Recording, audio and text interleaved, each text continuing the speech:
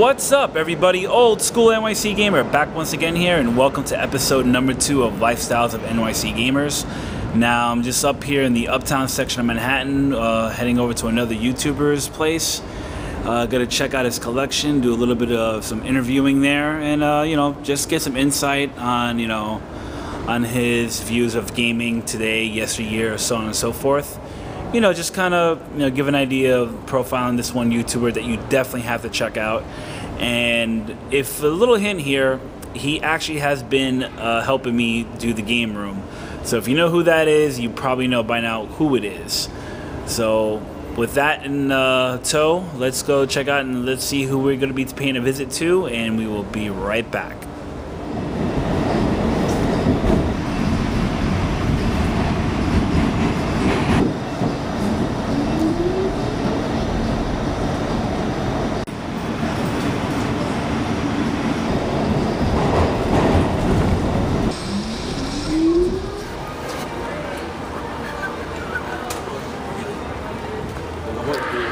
Okay, people, so we're just heading over to the special guest house here on YouTube, and we should be there in a couple minutes. Now, it's funny that I'm walking through this neighborhood because when I was a little kid, way back in the days, so especially if you guys are in the inner city, you probably know what running numbers is. Well, my mom and uncle and aunt used to do this when I was like really, really young.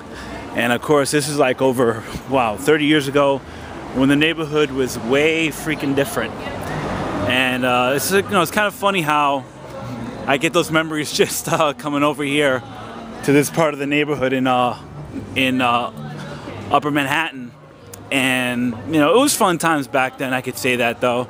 Just hanging with my uncle, just seeing tons of money. But I didn't know what running numbers was, until I got older, and that was then, this is now. So anyway, let's head over to the spot here. We'll be right back. Okay, guys, so here is the moment of truth. We're going to check out Jason C. Slaughter's abode. He was kind enough to, give us a tour of his home. So we're just going to knock on the door here.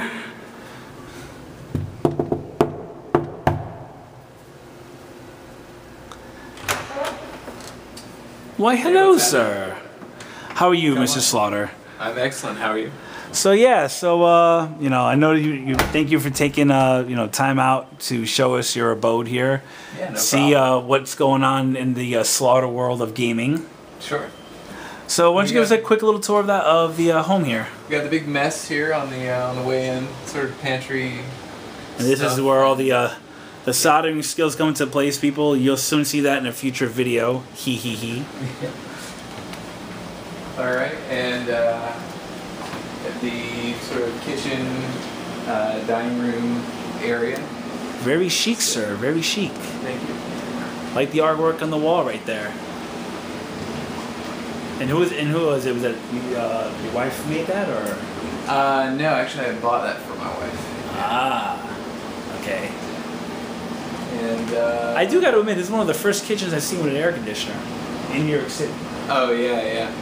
Well, it's the most central area in the apartment, so we wanted to try to get away with just one. So. And over here, guys, can't forget the Rat Pack. Absolutely.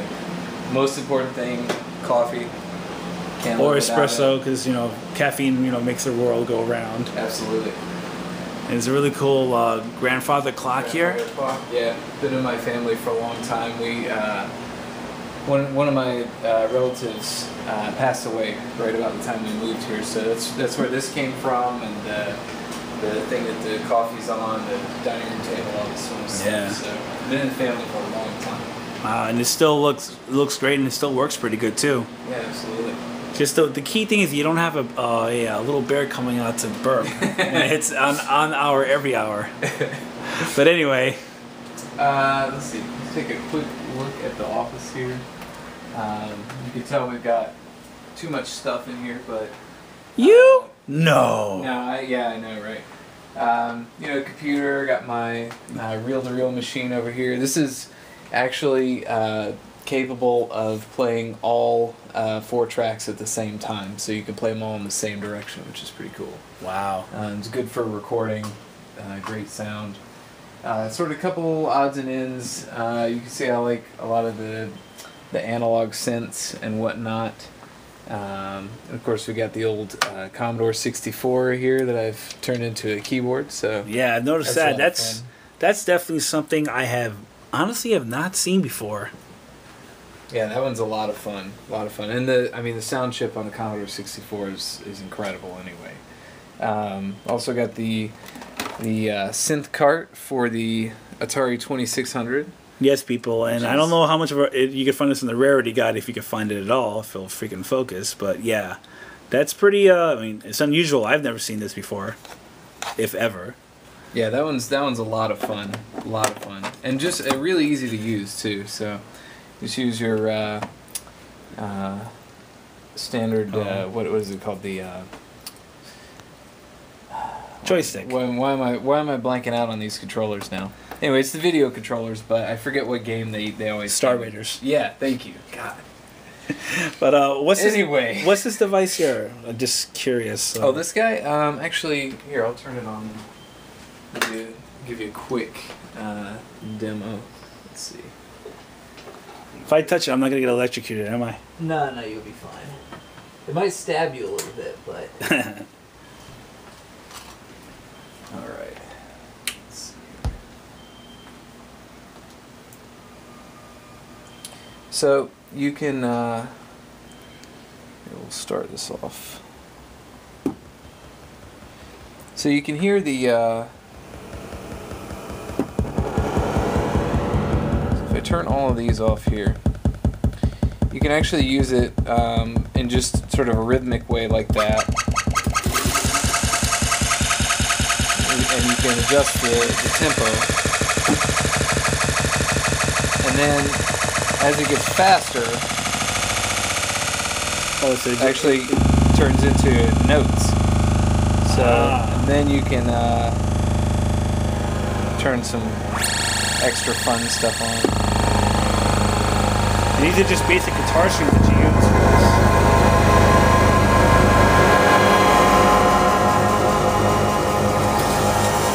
What's it, for example, what you have here is just basic guitar strings, right? Just guitar strings and just a piece of copper on there. So wow, it's pretty nifty little machine there. And what's this other device you have here? I see it says an octopus on it, but I've never seen a device like this before. Yeah, the octopus is it's basically a sequencer. So you can say this actually serves like a lot of different functions, but so on the complete. Actually, here I'll turn it on for a second. You can at least see what this thing looks like. Look at the pretty lights. So on the main grid, you can see each of these red lights here is actually a page that I've created, and then if you go into one, then you can see what I've created on each one. So you can change things. You can set your scale up here and what each row does.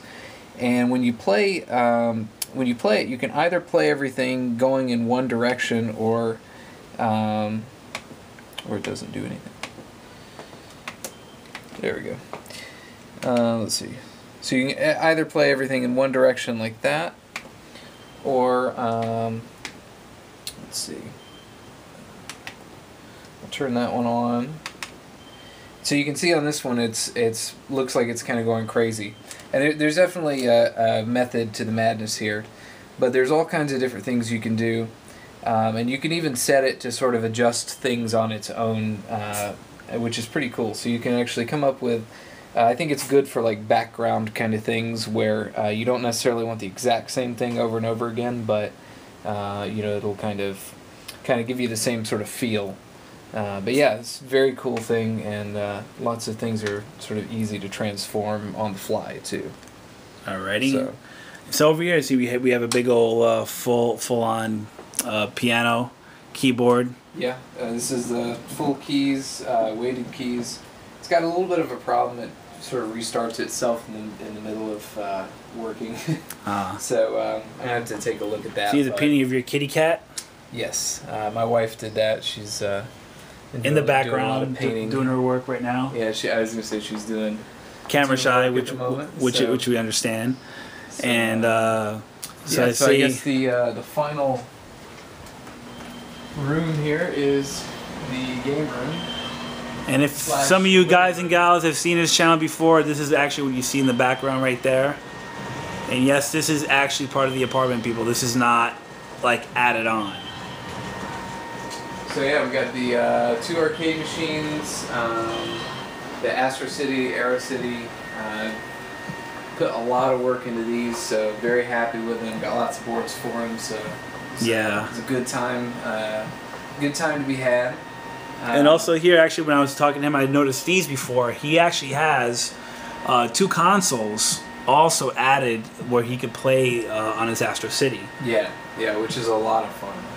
And if you wonder what that is, people, that's the Dreamcast right there and the Japanese Sega Saturn. Yeah. Of course, he has a couple of other boards down here. Which board is this one right here? This is the STV board. Okay. And then and I've got Guardian Force in that one right now. And then you can see I've got it's kind of a mess down there, but yeah, I've got a switcher down there, and then those are all on my CPS2 boards. So. Yeah, and one of them is, I believe, is Marvel vs. Capcom. Marvel vs. Capcom, yeah. It's a classic one. Okay, and over here, when he said, remember when he recently did a video, people, for his Aero City, where he actually has a 6-switch. He has a 6-switch little dial here. Right now, he only has 4 boards plugged in, so 1 and 6 aren't plugged in, if I'm not mistaken. Yeah, and then the 6th one, I actually have a thing sort of hanging out here. And then sort of the idea is I've got boards in different drawers here, and so I could just sort of sit them up there and just plug them in, and that way, you know, I can get more, more bang for my buck there. Cool. So. Of course, over there you see his old guitar right there, signed by Marilyn Manson. And yes, people, from this is actually for real. It's not a fake. Lucky enough, he won it in a contest. Lucky duck. Yeah, from decades ago. And of course, nice couch that he has here, very comfortable. Yeah, brand new. This is we've been living without a couch for about 6 weeks, so it's nice to have that. And so over here, people, got the old ColecoVision Atari games, and yeah. See, what I noticed here, people, he has quite a few, even some games I don't even have. He has Beam Rider right here. He's got I believe Hero for the ColecoVision, which is kind of a not so easy game to find in the wild, and especially this one right here, Frogger 2 3 Deep. And he actually does, and I noticed too, he has quite a few homebrews down here. Sorry, that was my keys. He's got quite a few homebrews like This Planet Sucks, Halo 2600, as you can see right there. B&Q, if I can get it out and not. Yeah, I was gonna say some of those are it's a little tight. But you can see right here, it's basically a keyboard for the Atari 7800, but they call it B&Q, for licensing reasons. Beef Drop, which I know a television dude did a gameplay video of that a while ago. And of course right here he's got a couple more here. Reindeer Rescue, This Planet Sucks, as I said before. And over here, people, if I noticed, actually, go around here, he's actually got a couple of really rare, or at least a couple right here of the SpectraVision cards for the Coleco, or for Atari. Tapeworm and Crossforce, which you never see these. And over here, he actually has the Star Pass Supercharger games. No, 4 in total, as I only have 1. And the one I've noticed right here is kind of a cheesy game, but really fun. It's Communist Mutants from Space. You can look up gameplay on this somewhere on YouTube.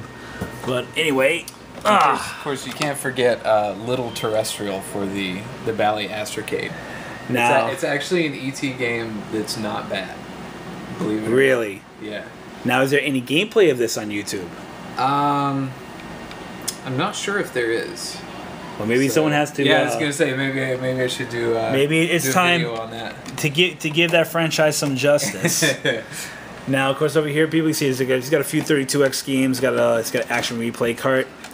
Some of his favorite Genesis games right here. Of course, one I just noticed here, he has Dynamite Headdy. It's a classic one. And of course, one of my favorite games, Contra Hard Corps, because it's hard as hell. Yeah, I was gonna say I love that one. And he's got a few, some of his N64 carts right here. But there's one thing over here I noticed in his collection, people, and it's something, like I said, in America you don't see a lot of, where he has like the Sega Mark III cartridges right over in this little section right here. Some of the some of the SG-1000 ones too, which are really great games. The SG-1000, I think, is a great system. And also up here, kind of way up there, tucked up here is the Sega SC-3000. Wow. Which is their 8-bit computer, which is pretty cool. It's got the music overlay on it right now. Wow. That's the last thing I was doing with it, and that's something you really do not see. Yeah, yeah. And of course, over here, people, he's got his 32X collection. Yeah, I said that I was going to collect all of them this year. I think I may give up on that, but well, you know, anything is possible. A couple of good ones though. A couple of good ones in that. Of course, over here, people, you guys see he's got a few Game Boy games. Over here, he got Castlevania, Gunstar Heroes, and of course, over here, he's got a few DS games. And the one thing I know he did a review of a while back, and I said this before and I say it again. If you've seen the videos for the Fairchild Channel F, a lot of those games are crappy. But this game, believe it or not, people, is quite playable for the Fairchild. Yeah, absolutely. Person who did the homebrew for this did a really excellent job on this. Yeah. And like I said, I'll link that video to Jason's review of Pac-Man within this video. Yeah, he did a phenomenal job programming that one. And of course, he has Fairchild Channel F carts 1 through 17. And that one hidden right there. These over here, well, what are these for again up here, Jason? The ones on the top here? Yes.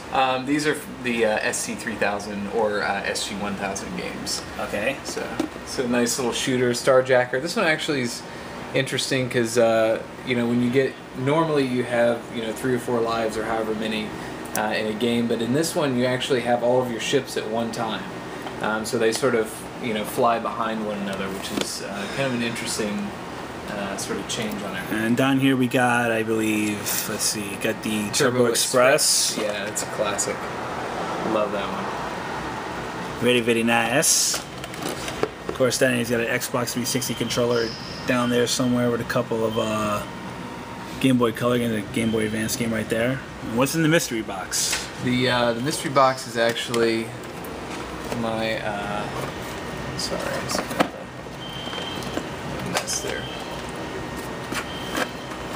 The mystery box is actually my Neo Geo Pocket games. And a random Castlevania game. So cool. So yeah. And of course, love that system too. And of course, you think this isn't not even close to what he has when it comes to games, people. On the other side of his wall here, he actually has quite a few games. Of course, down here you see he has the 3D glasses for the Sega Master System, right there. And of course, these are all his Super Nintendo carts. Quite a few classics right there. Over here, he's got the double pack. Was it Richard Petty's Talladega for the Commodore 64 and Congo Bongo? And of course, up here is a ton of freaking NES games. But of course, he's got quite a few Sega Master System titles, Sega Genesis. I mean, like, I'm reaching as high as I can, people, and my arm's about to fall off right now, just to show you some of the titles that he has up here. Of course, over there, he's got more NES, box NES games. When we come down here, though, he's got a few of the N64 games. Then he's got his NES games loose. But actually, the good thing is he was smart enough to actually get these just to protect them off, you know, so they don't get dust on them. Yeah, it's a great way to keep your cards in nice shape. Oops, sorry. And then, of course, over here, people, he's got, like, Sega CD goodness as far as the eye could see right there. He's got a few good titles here, like Flink. He did a review on that recently. And, of course, Sonic CD is a classic. And, of course, one of the most underrated shooters for the Sega CD, Sylphid. You've got to check this game out, people. Absolutely. It's very, very good. Of course, something you also don't see lately, even in the wild, you see the Sega CD long box. Whereas, of course, you know, they want to go the CD way. This is the original cardboard long box versions. Yeah. And, of course, over here you got tons of Sega Saturn stuff over here. And, of course, a lot of you have seen that. But I have not seen a complete box Nights into Dreams. Especially the Japanese version of it. And that's something that's a little rare to me. Of course, down here people got a couple of PS1 original long box titles. And of course, you just got tons and tons of PS2 titles right here. Of course, y'all see them, you know, you've seen them left and right. Xbox 360, Wii, that's more the newer gen stuff. Then of course we go back down here. We got quite a few Dreamcast titles, a couple imports here and there. So you got Rush Rally Racing, Zombie Revenge, and it just goes on and on and on. Definitely love the Dreamcast. There's quite a few. And then of course when we start going away from the games, I did notice that he actually has quite a few 4-track reel-to-reels. Yeah. Showed the machine that he had over there. He actually has quite a few of these. And guys, these are like at least randomly anywhere between 40 to 60 years old. And for the fact that they're still in good condition and playable, it's pretty surprising. Down here, people, he's got quite a few. He's a vinyl lover as well. I said vinyl, people, vinyl. Absolutely. Dirty people. But yeah, he's a collects tons of records, 45s, 78s. You know, of course, he has actually a couple of the MVS cards here. Of course, he mentioned for his Astro City cabinet, right there. And of course, you got Gunlord, which I know you guys seen tons of gameplay of that. Yeah, that was a great one. And of course, over here, people, just get to the consoles finally. Over here, you got the Magnavox Odyssey 2. Of course, you got the Sega SG-1000 over here. And I believe, was this the one you modded, or was it over on the other side? No, it was on the other side, yeah. Okay, and down here, people, is the NES. Of course, you've seen that. And of course, over here, you got the trusty Fairchild Channel F. And this, I don't know what this is. What's this over here, sir? This is a slim PS2 that I was in the midst of modding, and I sort of gave up on it momentarily. Yeah, it's pretty slim. I was going to say, if you could see some of the things, once you're done on this side, you actually have to solder wires onto these individual legs here. So I'm not sure if I had the skills for that. So I'm kind of just putting it on hold for right now. I have to say, this is the slimmest PS1 I've ever seen in my life. Yeah, yeah. Okay, and over here, guys, you got the Bally Astrocade, as you can see right there. And of course, I did forget to mention also on the other side of the shelving here that he has quite a few more Sega SG-1000 cards. Yeah, and some of the Mark III and Master System. Yeah, they even have Zaxxon, which is actually a really good port of that. And then I've got this one funny card here. It's actually Mario for the Mario Brothers for the Mark III. Wow, so, pretty cool. Something I honestly never heard of, to be quite honest. Because you got some more SG-1000 cards right up here. Then he's got the lonely Atari 5200 cards yeah. up there. Just sitting there, hanging out, doing nothing. And of course over here, people, like I said, this is now the main nook of the whole room. I have to like back up this far back. I'm sorry it's going out of focus here, but yeah.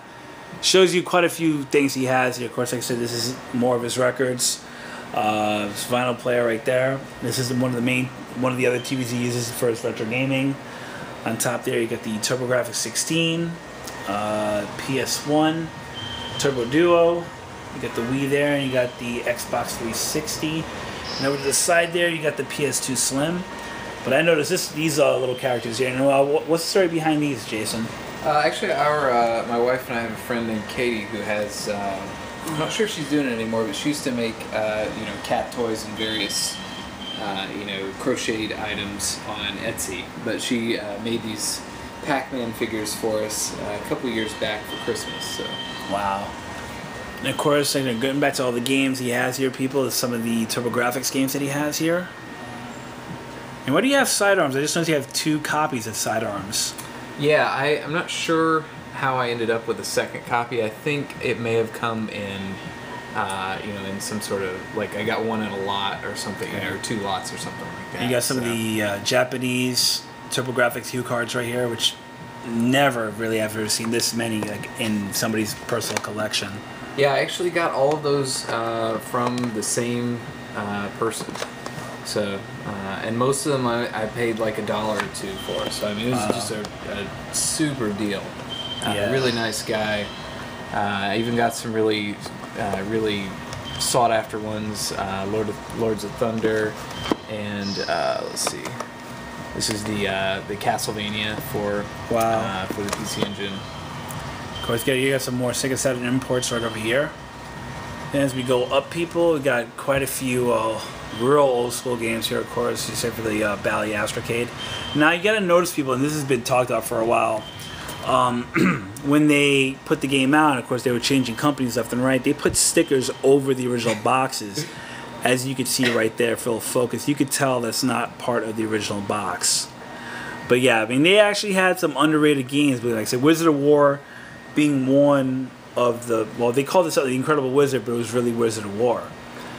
And it is like some of the games he has here: Astro Battle, Space Fortress, Brickyard Clown, Star Battle, so on and so forth. And of course, over here, guys, he has like more Atari 5200 stuff, 7800. It's pretty self-explanatory what he has here. I mean, like I've noticed this one game here, Thrust, which is you want to explain this a little more? Oh, sorry, upside down. And this is the an Atari Age homebrew. And you want to explain? I want to talk more about it, or? It's it's just a pretty basic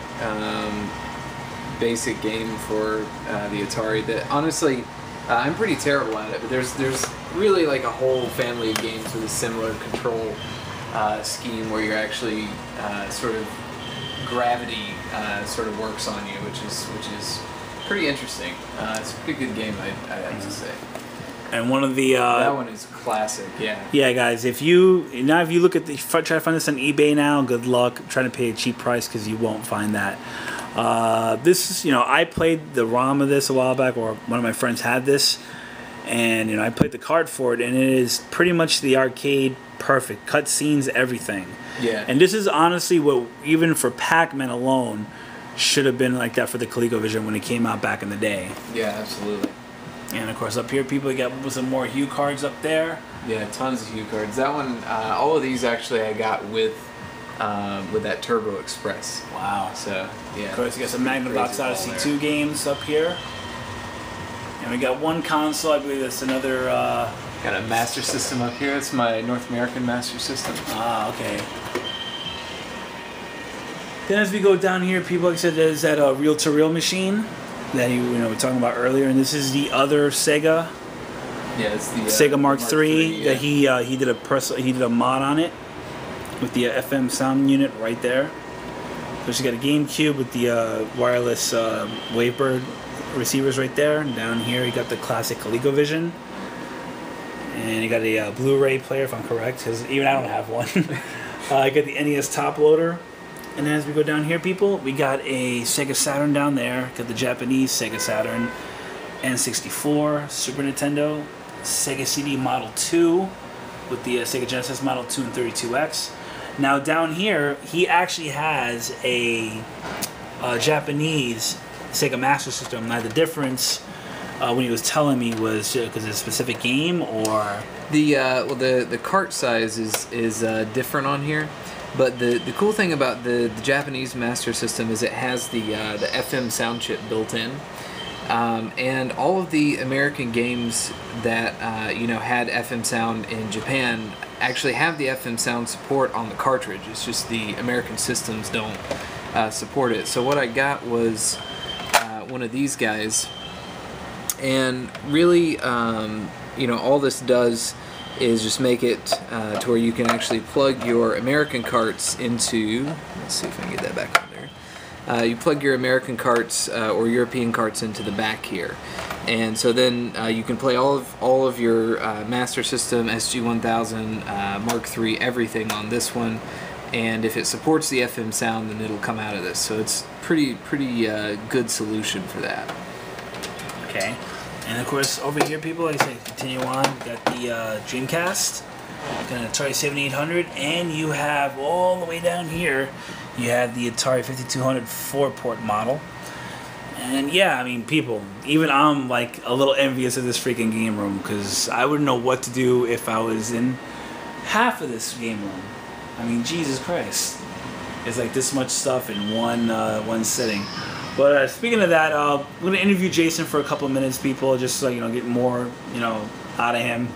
But not torture him, but just get a few minutes out of him in his time just to talk more about himself on the channel and whatnot, and we'll be right back.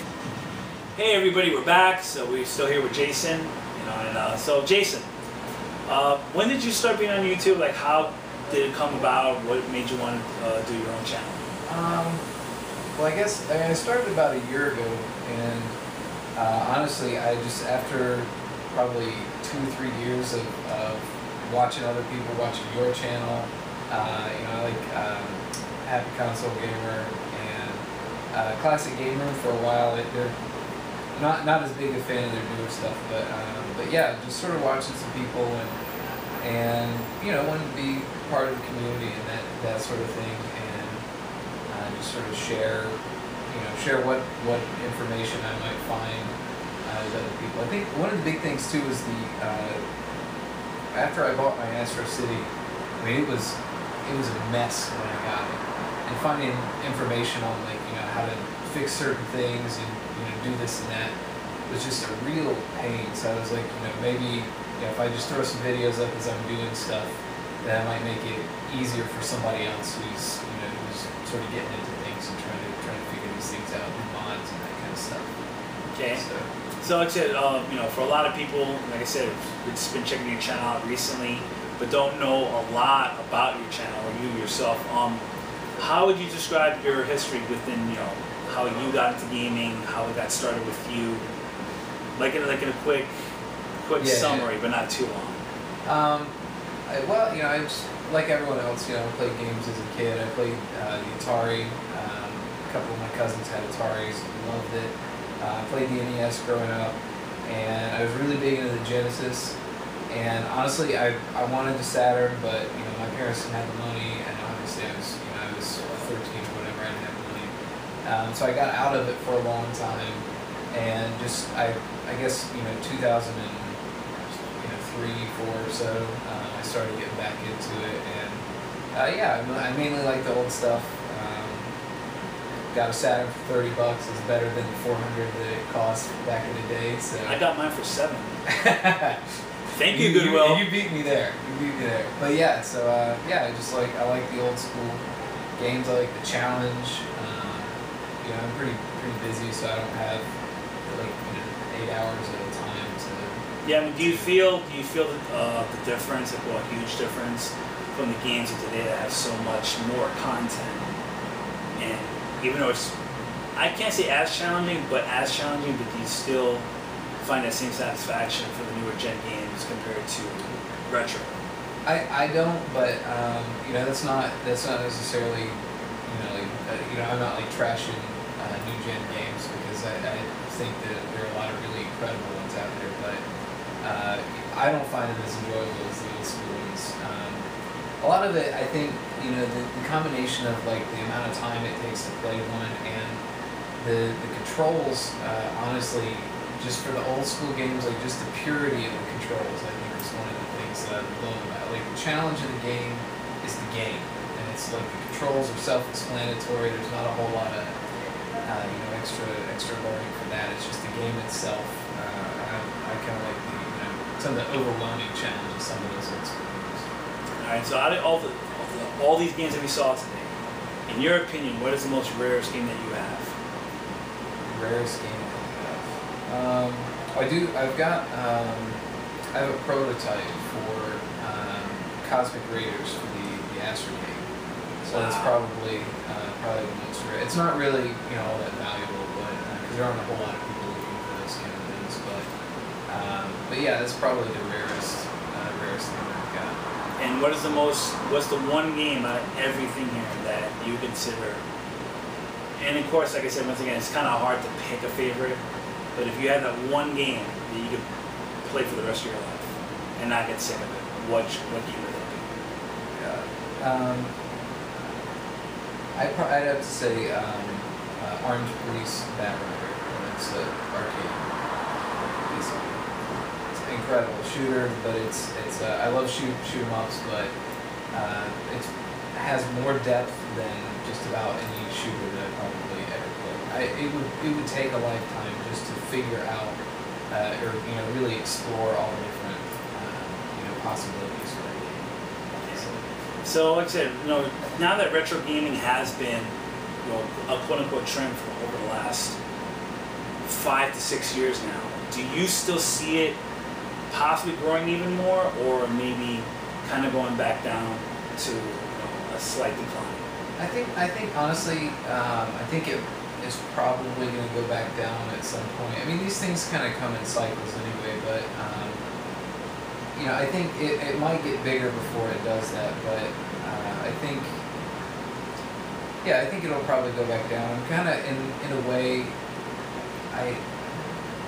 kind of makes me sound like a jerk, but I kind of hope it does in a way, because for some of us, I think it's gotten to the point where, especially when you get like some of these certain types of collectors involved with things, like prices on games have just sort of gone. Well, it's more, in my opinion, it's more the resales, not necessarily collectors. Yeah, it is. Collectors are there because they have their reasons, but resellers are there because they want to make the quick dollar. That is true. So on and so forth. And of course, you got sharks too, who just like, they're kind of like resellers, but they're actually go to scrap everything. Yeah. And leave the scraps for people who actually want to just play the game. Yeah. Because some people aren't going to spend. To be quite honest, they're not going to. And this is where some people have gotten to the borderline, especially with disc-based games. Yeah, it's bootleg and this and that, but if you're just copying the game for yourself to play the game, not everyone's going to have $75 to buy an import or buy Donkey Kong 4 that actually existed for a disc-based system. No one's going to drop. Or the average person, especially if they don't have a lot of money or have a lack of space, probably spend that much money for.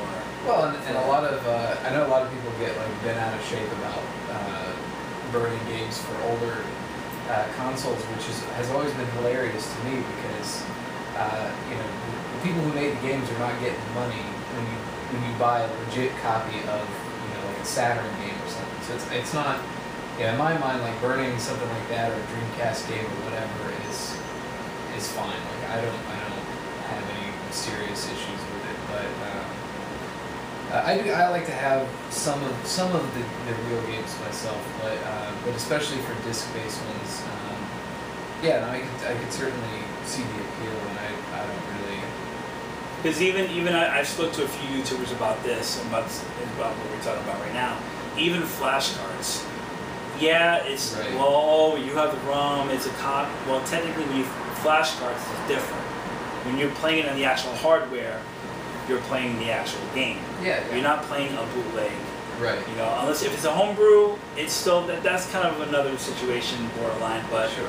If you have it on a flashcard, you're playing it on an original hardware, whether it be ColecoVision, Atari, Astrocade, Arcadia 1000, but those systems, it's actual legit. Yeah. Absolutely.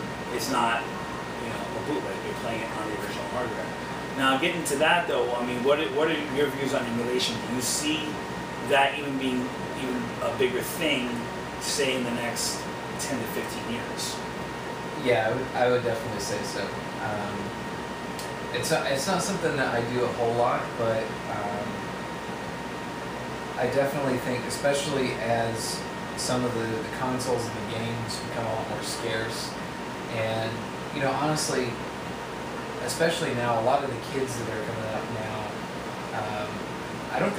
some of them I don't think have the same attachments to the physical objects that someone like myself did, having these things when I was a kid. Like a lot of them, just their entire world and the way they consume media in general is not, object based. And so I think emulation will probably become a lot more popular, and with that, it'll get better and better, and the experience will be more like the original console. Someone may make something at some point, various. They already make various USB controllers that are sort of like some of the for the NES, Atari, so on and so forth. Yeah, which is a cool idea. Unfortunately, a lot of them now are not. The quality is not the same. But, exactly. But if they fix that, then that would actually be kind of cool. Well, I was saying even certain modders, they've taken basic Atari joysticks, put micro switches in them, right? And it's even more accurate than the original. Yeah. And all it takes is just a little work, a little research on how to do it, and boom. Yeah, absolutely. I personally can't even, let alone can barely turn on a computer, let alone do a modification. But as we saw in one of the videos I did previously of having a certain somebody help me fix a console, that tells you something. But anyway, like I said, that's about it, Jason. Thank you so much. I'm sorry to cut the interview that short. We all got to go to work tomorrow. Yeah, I was gonna say. It's getting pretty late, people. Yeah, definitely. Thanks for coming over, hanging out, checking everything out. Yeah, definitely. I mean, you have anything to say to the viewers out there? Just check me out if you want to, and happy gaming, I guess. Alright, guys. Like I said, I'm gonna leave all his information. As you saw in the annotation here during our little interview, I'm gonna leave his link down there. Like I said, I still have the Facebook fan page. Definitely check that out if you like it. Click the like button. I'm also on Twitter, not as much, but I try to be. Just give you guys all the updates, what's coming up on gaming, so on and so forth. Thank you everybody for watching episode number 2 of Lifestyles of N.Y.C Gamers, and I don't know when the next one's going to be. It's always a work in progress, and that's about it. Have a good night everybody, and take care. Cheers.